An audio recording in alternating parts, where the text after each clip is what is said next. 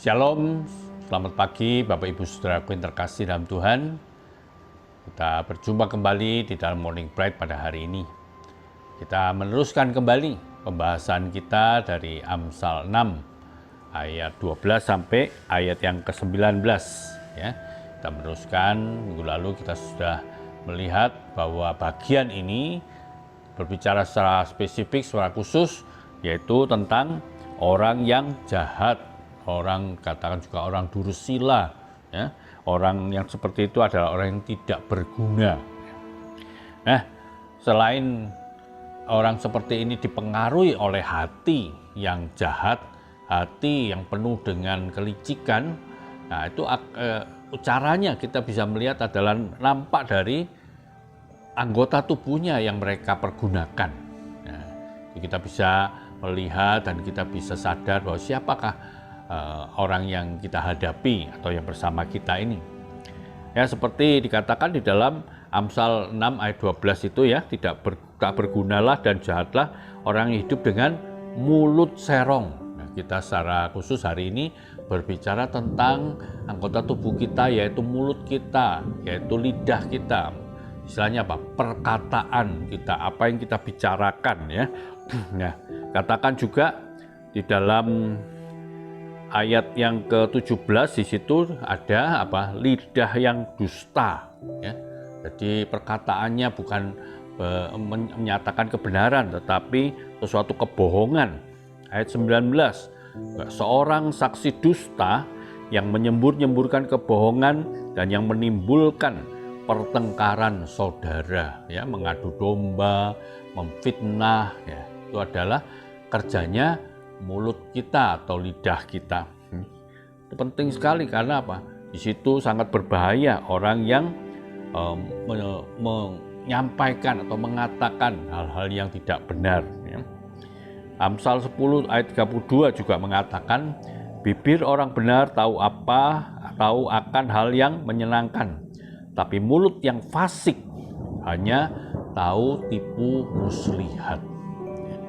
Jadi lidah kita, mulut kita, perkataan kita itu sangat penting kita jaga. Jadi jangan sampai kita itu mengucapkan hal-hal yang hanya bisa merugikan orang lain, membuat orang lain bertengkar dan seterusnya ya.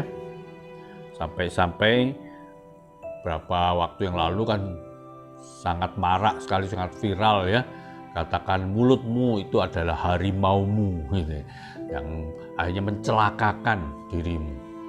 Nah, Bapak Ibu Saudaraku terkasih dalam Tuhan, bahkan di dalam Alkitab secara khusus itu dibicarakan tentang apa? Dosa yang dilakukan melalui perkataan kita, melalui mulut kita, yaitu apa?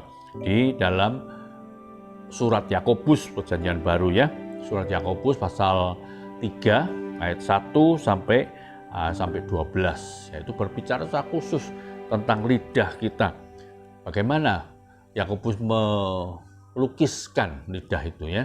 Lidah itu kecil ya, dari hanya satu bagian kecil dari tubuh kita, tetapi memiliki dampak yang sangat kuat sekali. Di sana digambarkan dengan 3 lukisan, gambaran ya. Yang pertama itu seperti apa? Seperti kekang kuda.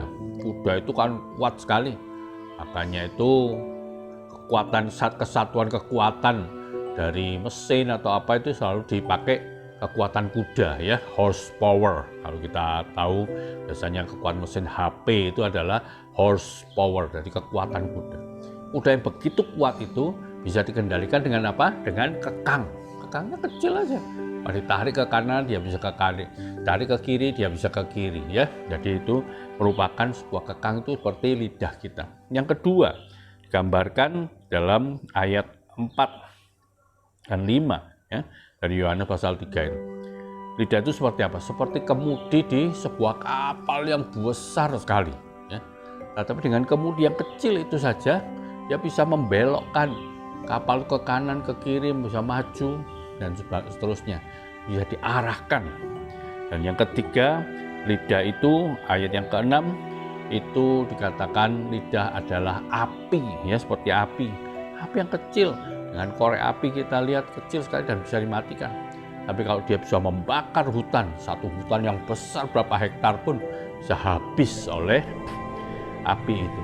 Jadi penting sekali, katakan kita harus mengendalikan lidah kita. Dan bahkan dikatakan di ayat yang ke-6 bagian akhir itu katakan lidah kita itu adalah api yang menodai seluruh tubuh dan menyalakan roda kehidupan kita. Sedang ia sendiri dinyalakan oleh api neraka. Itu jangan main-main dengan lidah kita yang kecil ini, dengan perkataan kita.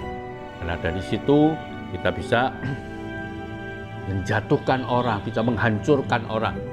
Itu mari kita kendalikan mulut kita, perkataan kita dengan pertolongan Tuhan, karena firman Tuhan jelas mengatakan kita tidak akan pernah mampu bisa menguasai itu semuanya.